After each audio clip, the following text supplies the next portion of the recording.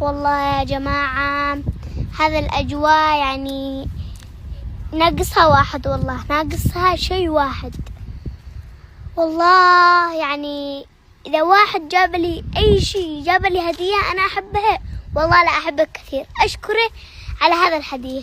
أقول لكم أي شيء يا جماعة، حق الحمار، والله يا جماعة حق الحمار قصدي، كانوا في اليمن، والله يا ريت وهو في عمان يكون يمشيني نتلوح ناوي والله، لكن يا جماعة والله ما في فايدة، والله مع الأجواء هذه تجنن، بيمشيني هناك ويوديني ويسوي لي كل شيء، وأكله ونتجابر وأكله ونسوي كل شيء والله، بس يحتاج له هذا الشيء.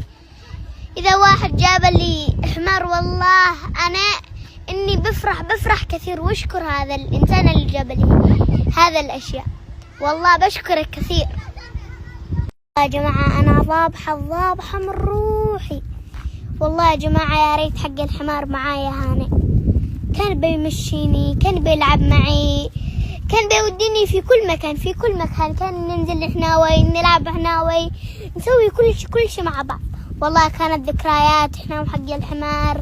يا ريت بس كانوا في عمان موجود، والله كان الأجواء بتكون تجنن، بس هذا الشيء ناقصني. ولا إذا جبتوا لي انتوا هدية على هذا الحمار والله العظيم خلاص بتكون الأجواء أحسن وأحسن. شوفوا يا جماعة ما شاء الله، ما أحلى المنظر، شوفوا ما شاء الله، يا ريت بس يجي يمشيني هنا، شوفوا ما شاء الله، شوفوا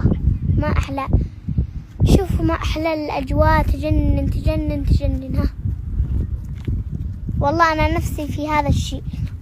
بس يا جماعة بس لو واحد جاب لي هذا الهدية اللي أنا أشتهيه بفرح يعني بشكره والله، بحبب من داخل قلبي.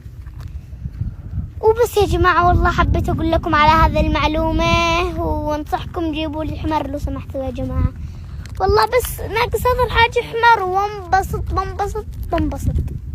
ما تحقق حلمي. شوف ايش جالي يا جماعة، جالي جاموس، والله تحقق حلمي يا جماعة، تحقق حلمي. شوفوها والله نفسي اطلع فوق، لكن انا خايفة الصراحة، لازم يكون معاه حبل عشان يعني ما اخاف. شوفوا يا جماعة والله تحقق حلمي، شوفوها ما شاء الله.